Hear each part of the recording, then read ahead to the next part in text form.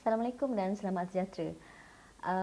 Diharapkan semua kawan-kawan yang menonton video ini berada dalam keadaan yang sangat sihat, sejahtera selalu. Untuk video kali ini, kita akan kupas topik takut. Bagaimana untuk kita mengatasi rasa takut.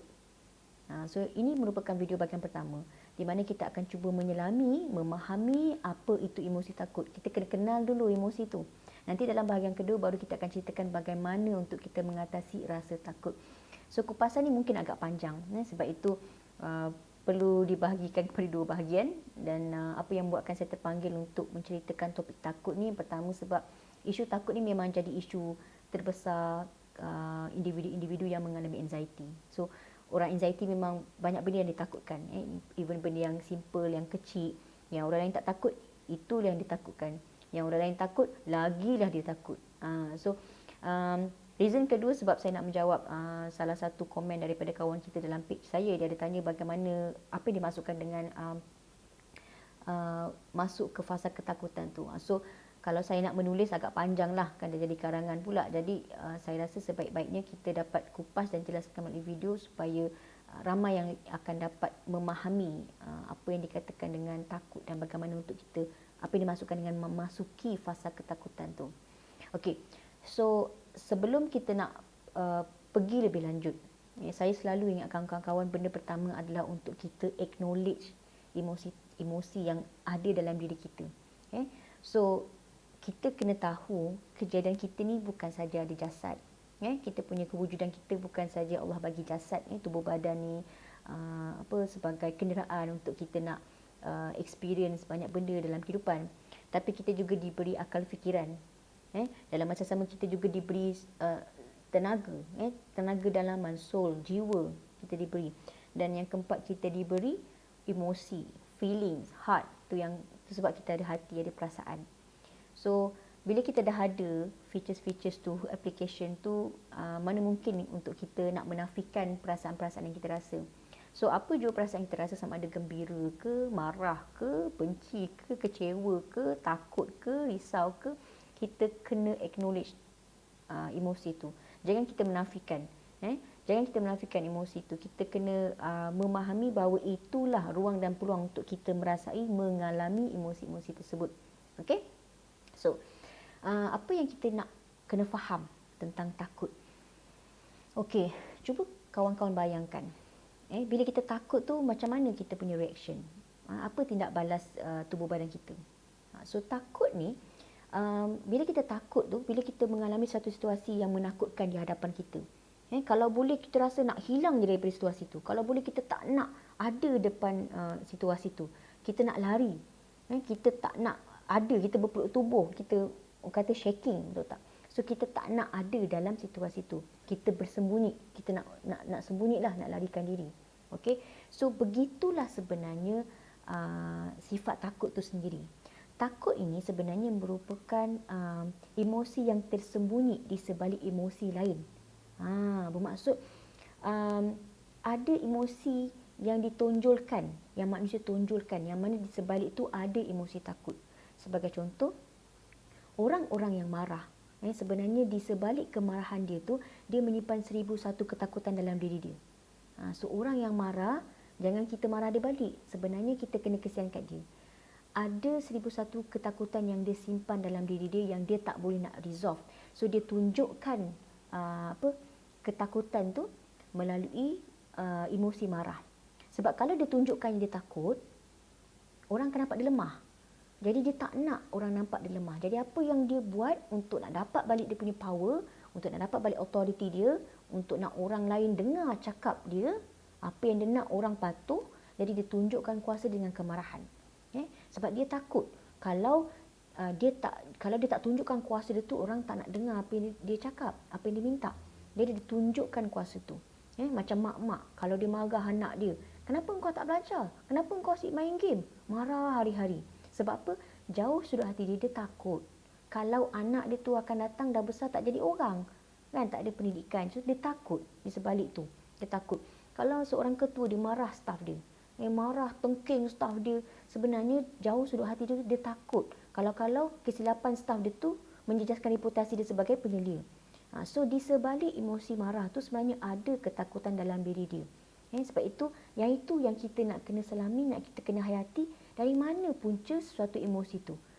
Sekarang yang kita tahu, emosi takut tu sebenarnya adalah emosi yang tersembunyi di sebalik emosi lain. Saya bagi contoh tadi, marah. Tapi kalau keadaan tu berlaku sekejap-sekejap, tak ada masalah.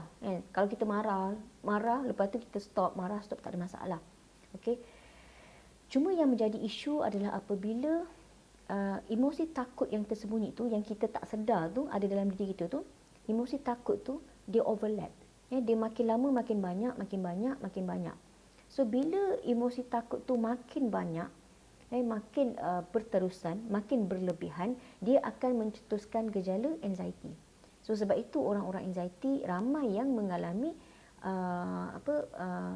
rasa takut. Dia ada isu takut, banyak benda yang dia takut, hal kecil pun dia takut. So itulah yang kita nak kena faham. Emosi takut itu merupakan emosi yang tersembunyi di sebalik emosi-emosi yang lain.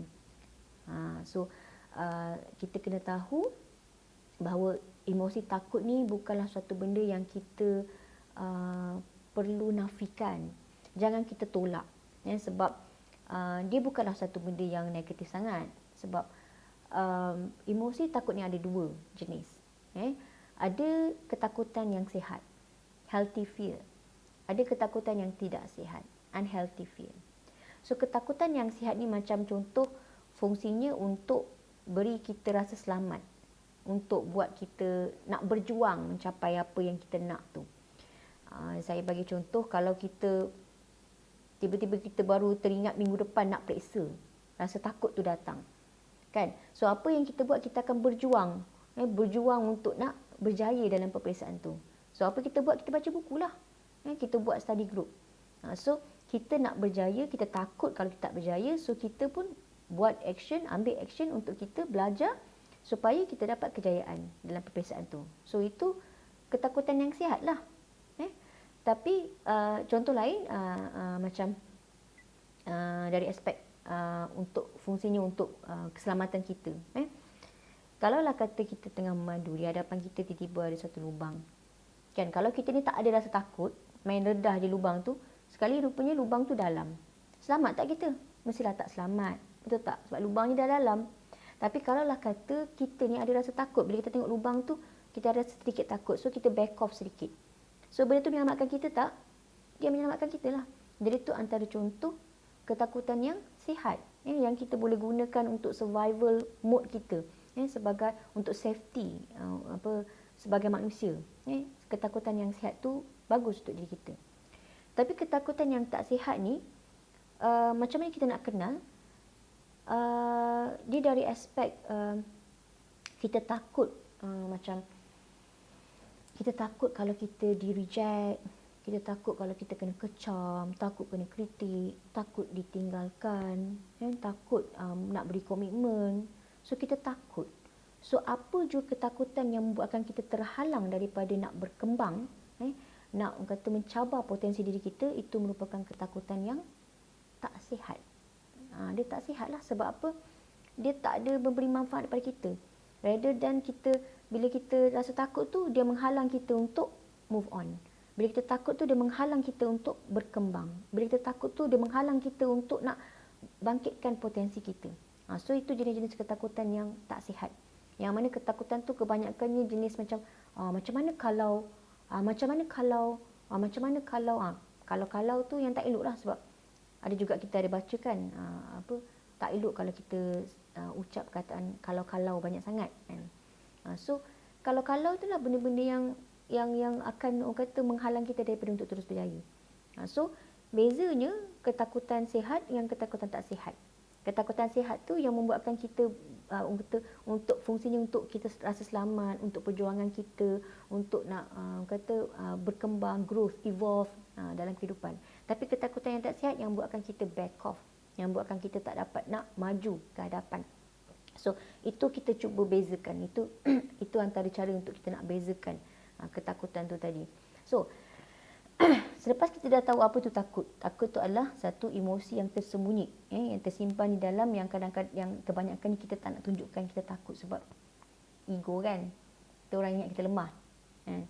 So dia merupakan emosi tersembunyi di sebalik emosi-emosi yang lain, contoh macam emosi marah atau kegelisahan. So kita ada ketakutan dalam dalaman kita. Dan emosi takut itu terbagi kepada dua, iaitu emosi yang sihat, emosi yang tidak sihat. Okey. So dari mana datangnya emosi takut ni? Dari mana datangnya emosi takut ni? Okey. Dalam buku Kembali Kesedaran saya ada katakan bahawa emosi ini datang daripada fikiran. Apa yang kita fikir itu yang akan kita rasa. Contoh, sekarang ni saya minta kawan-kawan untuk cuba fikir benda yang menyedihkan. Cuba fikir. Of course, kita akan rasa nak nangis, rasa sebab. Betul tak? So, sekarang cuba kita fikir benda yang membuatkan kita rasa gembira, happy. Cuba fikir. So, kita akan tersenyum, kita mula nak tergelak, kan? Hati kita macam berbunga-bunga. Okay? So, kalau kita fikir benda yang menakutkan, kita rasa takut tak? Of course, kita akan rasa takut. So, masa itulah kita rasa kecut perut, rasa shaking, rasa risau. So, itulah kata perkaitan antara fikiran dan juga emosi. Apa yang kita fikir, itu yang kita akan rasa. Tapi boleh juga berlaku sebaliknya, apa yang kita rasa boleh juga menimbulkan fikiran-fikiran yang berlebihan. So, dia saling hubung kait. Okay, tak kisah. Tapi kebanyakannya kita ni daripada emosi itu datang daripada minda kita, daripada fikiran kita. Itulah yang menghasilkan emosi dan itulah yang badan kita beri tindak balas. Okey. So, bila saya kata emosi takut itu datangnya daripada minda kita, datang daripada fikiran kita, kita kena faham bahawa minda ini terbagi kepada 3 jenis. Ada minda sedar. Minda sedar ni kita dalam English ni conscious mind, conscious mind. Ada minda tak sedar, unconscious mind. Yang ketiga minda separa sedar, subconscious mind. So conscious mind, unconscious mind and subconscious mind. Minda sedar, minda tak sedar, minda separa sedar. Tetapi kebanyakan orang dia tak favor yang conscious mind. Dia tak favor yang minda sedar. Dia tak favor, bukan favorite dia tak suka. Tapi dia banyak suka minda tak sedar, minda separa sedar. Okey. Minda sedar ni apa? Minda sedar ni adalah minda yang mana fikiran kita waktu tu sedang membawa kesedaran pada saat ini. We are at the present moment. Now. Yang realiti di hadapan mata kita, itulah conscious mind. Itulah kesedaran. So, dia adalah pengalaman, experience kita. Okay? Maksudnya, apabila kawan-kawan menonton video ini, melihat mulut saya berkata-kata, melihat mata saya, okay, mengambil setiap patah kata-kata saya masuk dalam minda, menyedari setiap apa yang berlaku pergerakan yang saya buat, okay, itulah conscious mind. So, minda kita tengah berfungsi waktu tu dalam keadaan sedar. Bila kita bawa kesedaran kita dalam realiti sekarang, at the present moment, di situlah minda kita sedang berfungsi. Dalam keadaan sedar. Itulah dia conscious mind. Okay. Tapi kebanyakan kita tak suka. Kebanyakan kita tak bawa kesedaran at the present moment. Di sepanjang kehidupan kita, daripada kita bangun pagi sampai kita tidur, kebanyakannya sebenarnya kita tak bawa kesedaran. Sometimes, bila kita solat pun, sebenarnya kita belum benar-benar kita membawa diri kita berada pada saat itu. We are not living in the present moment pun. So, kita tak sedar pun sebenarnya. Kita tak sedar, kita tak aware pun yang bila kita bercakap, kita melihat mata orang tu, kita melihat dia punya wajah dia, kita observe pergerakan dia. Bila kita keluar, kita nampak pokok-pokok, kita tengok burung-burung, kita rasa bayu, kita rasa angin. Kita tak observe pun benda tu. Kita tak sedar. Kan? So, kita sedar masa bila?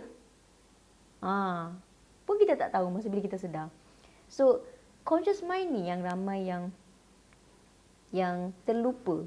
Sebab itulah benda tu penting. Sebab itulah orang Islam dia mengamalkan, dia diwajibkan solat. Sebab dalam solat tu kita nak bawa kesedaran kita. Kita sedar perbuatan yang kita buat. Kita kena sedar bacaan-bacaan yang kita keluarkan. Betul tak? So kat situlah khusyuk datang. Tapi kalau dah masa kita solat, setakat kita buat automatik punya tindak balas, kan, dah automatik dah boleh hafal dah setiap solat, tapi otak kita fikir lain, so maksudnya kita tak sedar lah. Kita berada dalam dua jenis minda tu tadi, iaitu minda tidak sedar, minda separuh sedar. Okey. Apa yang dikatakan yang minda tak sedar? Minda tak sedar ni kita boleh rujuk dia sebagai memori. Apa-apa jua memori.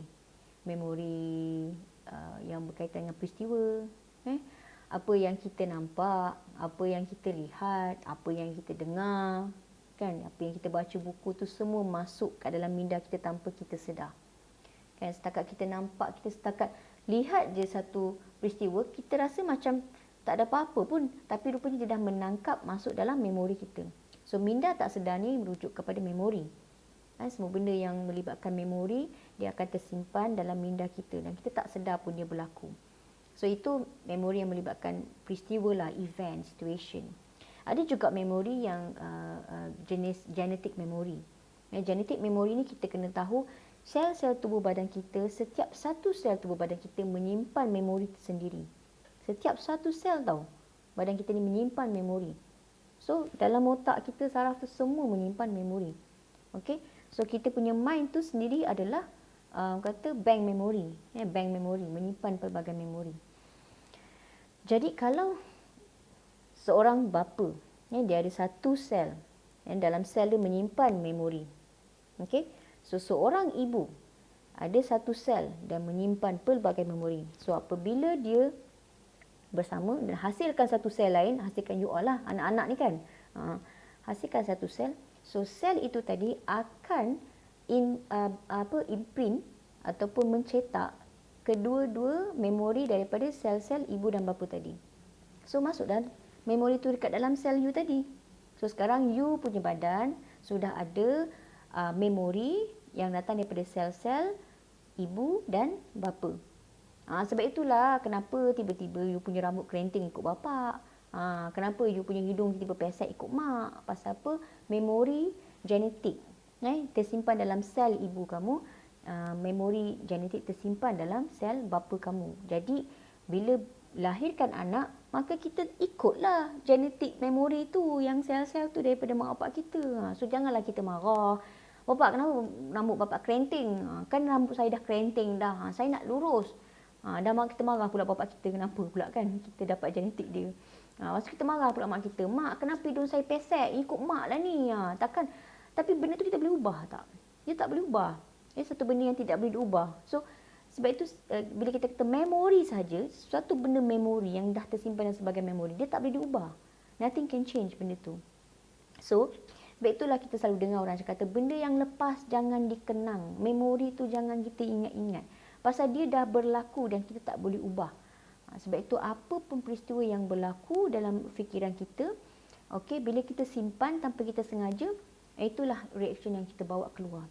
So bila kita ni dalam kehidupan banyak sangat tengok cerita-cerita yang menakutkan, banyak sangat baca-baca berita yang menakutkan, dengar story-story yang menakutkan, benda tu semua tanpa kita sengaja dia tersimpan sebagai memori dalam minda kita. Jadi kita dah simpan banyak sangat memori takut. Jadi bila banyak sangat simpan memori takut, itulah tindak balas yang kita keluarkan dalam sepanjang kehidupan kita. So kita akan react benda yang sama, benda yang ikut memori kita. So macam tu juga bila kita punya parents kita seorang yang banyak simpan perasaan takut, masa muda-muda mungkin dia seorang yang takut, masa dia kecil-kecil mungkin seorang yang takut. So sel-sel tenaga yang dia bawa tu akan imprint dan masuk dalam sel badan kita. Sebab itu kita pun tak mustahil jadi seorang yang penakut. But saya selalu ingatkan, janganlah kita nak menyalahkan apa yang dah berlaku yang lepas. Mak bapak kita, apa pun sel memori yang kita bawa yang masuk dalam diri kita, janganlah kita salahkan mereka. Apa pun peristiwa yang masuk dalam kehidupan kita, jangan kita salahkan peristiwa tu. Apa jua benda yang kita dah baca, yang kita dah dengar, yang kita dah lihat, jangan kita salahkan benda yang kita dah lihat tu. Itu sebagai memori. So just lepaskan memori tu, let go. Sebab tu orang selalu cakap, the power of let go. Kenapa? Because this is very important. To let go all the memories yang tak memberi manfaat untuk diri kita. Let go. Pasal benda tu, benda yang dah lepas. It's about yesterday. So So kita jangan terlalu hidup dalam keadaan semalam, dan kita tak boleh terlalu hidup dalam keadaan besok. Kita kena ajar diri kita untuk live at the present moment, apa yang berlaku sekarang ni, saat ini. So kat situlah bila kita bawa kesedaran untuk sentiasa hidup dalam saat ini, fikiran kita akan lebih tersusun berbanding dengan kita punya fikiran banyak masuk memori-memori yang lepas, yang lama-lama, dengan memori yang dengan dengan imaginasi akan datang, itu membuatkan kacau. So yang ketiga tadi tu yang saya sebut subconscious mind ataupun minda separa sedar, itu merujuk kepada imagination. Imagination. So imajinasi ni dia merujuk perkara yang tak berlaku lah, imajinasi kan. Sebab itu kita sebut separa sedar. Supaya cuba kalau macam orang yang berhayal. Orang berhayal kan dia macam separuh sedar je, betul tak? So dalam keadaan berhayal tu sebenarnya dia tengah berimajinasi, tengah membayang-bayangkan perkara yang tak pun berlaku. Jadi imagination tu adalah suatu perkara yang belum berlaku dan mungkin takkan berlaku apa yang kita imaginekan tu. So itulah yang termasuk di bawah kategori subconscious mind, minda separa sedar. Di mana dalam keadaan kita sebenarnya sedar, kita tengah sedar tu bukan kita tidur, tapi kita duduk berangan. Lepas tu kita duduk bayangkan, tiba-tiba termasuk pula bayang-bayangan yang menakutkan. Lepas tu kita dah takut. Now kat situlah yang kita tak perasan, kebanyakan kehidupan kita ni banyak memberi tumpuan kepada minda tidak sedar, iaitu memori, dan minda separa sedar, iaitu imagination. Jadi kat mana datangnya fear tu? Kat mana datangnya takut tu? Datang daripada memori kita, iaitu minda tidak sedar, dan datang daripada imagination kita, minda separa sedar. Okay, so now kita dah tahu daripada mana datangnya fear tu. Kita takut bila terlampau banyak sangat memori-memori yang kita absorb daripada persekitaran yang berkait rapat dengan hal-hal ketakutan.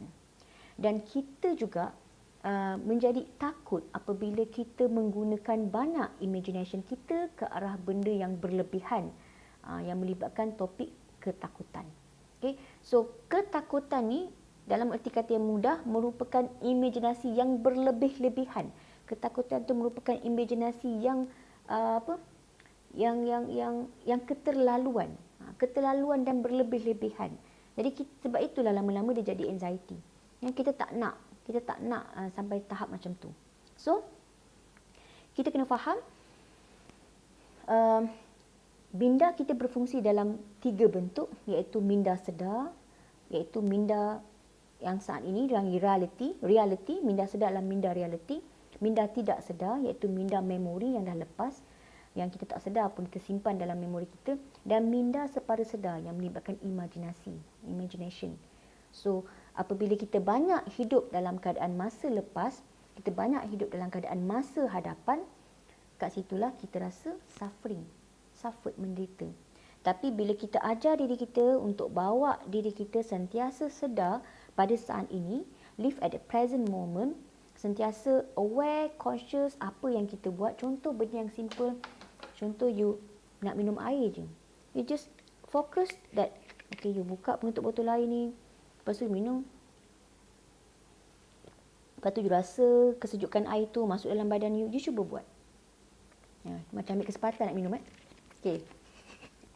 You cuba buat, you akan rasa momen masuknya air dalam badan you rasa sejuk. Kat situ bila you conscious, bila you sedar benda-benda tu, you takkan sempat nak fikir memori yang lepas. You takkan sempat nak imagine benda-benda yang tak berlaku pada masa akan datang. You tak sempat pun nak fikir benda-benda yang menakutkan. So kat situlah yang kita kena faham. Apa itu ketakutan? Apa itu fear? So now kita dah faham. Oh, fear tu dalam erti kata yang mudah sebenarnya dia tak wujud pun. Sebab apa? Dia merupakan imajinasi yang berlebihan. Just imagination kita sahaja. Dia berlebih-lebihan. So, benda tu ilusi. Dia tidak wujud. Dia suatu benda yang belum berlaku. Kalau ada 99, kalau ada 100 benda yang kita takutkan pun, 99 daripadanya tak pernah berlaku pun sebenarnya. Kan? So, kita hanya, orang kata, membuang masa kita untuk takutkan semua benda saja. Sebenarnya tak ada apa-apa pun. Jadi bila kita tahu, oh takut ni memang emosi yang kita akan rasa sebagai manusia. Kan? Cuma ada ketakutan yang baik, ada ketakutan yang tak baik. So kenapa kita pilih untuk mempercayai ketakutan yang tak baik tu, yang tak sihat tu? Kan? Yang kalau tu semua, yang ketakutan yang buatkan kita rasa kita tak boleh berkembang. Buat apa kita nak dengar? Okey. So, dan kita tahu juga minda tu, fear tu, ketakutan tu datang daripada minda minda pada sedar kita, iaitu imagination, dan minda memori kita, minda tidak sedar. So benda-benda tu yang dah masuk dalam fikiran kita, so dia tidak tersusun. Bila tak tersusun, kita pula tak nak ajar diri kita untuk live at the present moment, sentiasa sedar apa yang kita buat. Dekat situlah lama-lama jadi hewaya lah, fikiran kita dah banyak sangat benda yang tak boleh tersusun dah. Sebab itu kita tak nampak dah apa sebenarnya fikiran kita sedang fikir. Apa sebenarnya yang patut kita fikir, apa yang tak patut kita fikir. So now kita dah nampak. Bila kita dah mula faham, kita dah sampai satu tahap bila kita dah mula deeply understand, deeply know that takut tu datang dari mana, apa punca dia. Sebenarnya kita dah tahu fear tu ada ilusi dan dia tak wujud.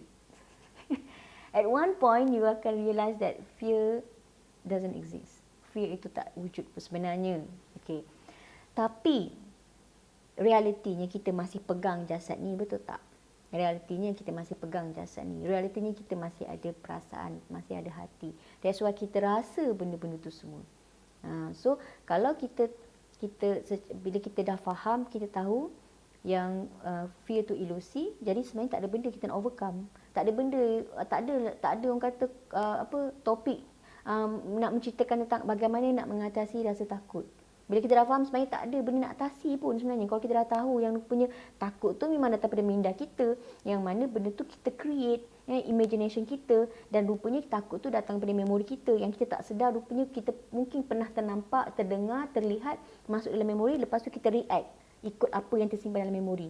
Kita tak sedar. So bila kita tahu dan faham benda tu, baru kita sedar, oh rupanya fear ni tak wujud pun. It's just an illusion. Dia tak wujud. Kan? So apa yang aku nak overcome? Apa yang aku nak atasi? Kenapa aku nak pening kepala nak bagaimana nak mengatasi rasa takut? Kan complicated kan hidup kan?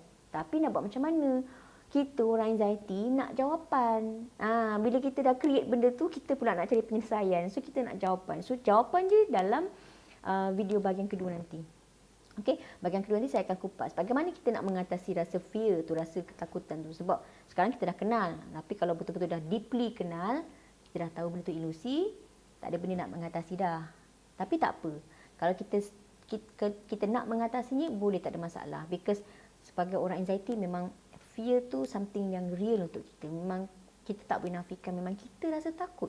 Kan bukan aku buat takut ni, memang aku rasa takut. Habis apa aku nak buat? Dah aku rasa takut. Okey, tak ada masalah. Kita akan kupas dalam video kedua nanti. Okey, so saya recap balik. Yang first, untuk bahagian pertama, kita kena kenal apa itu perasaan takut. So takut tu tadi dia cuma ilusi saja. Dia datang daripada kita punya imagination, kita punya subconscious mind. Dia datang daripada memori kita punya unconscious mind. Tapi ada juga ketakutan yang healthy, yang sihat. So yang itulah yang kita fokuskan. Jangan kita fokuskan kepada ketakutan yang tidak sihat. So semoga pencerahan tentang emosi takut ni dapat orang kata memberi manfaat kepada kawan-kawan. At least kita adalah sedikit basic pengetahuan tentang apa itu emosi takut. So lepas ni janganlah kita takut bila kita takut. So jangan takut bila kita takut. So relax je. Takut tu is just something that normal. Kita cuma kena tahu bagaimana nak uruskan emosi takut tu. Alright? So on the next video kita akan bincangkan bagaimana untuk mengatasi rasa takut. So terima kasih kepada kawan-kawan yang menonton. Jumpa lagi. Assalamualaikum.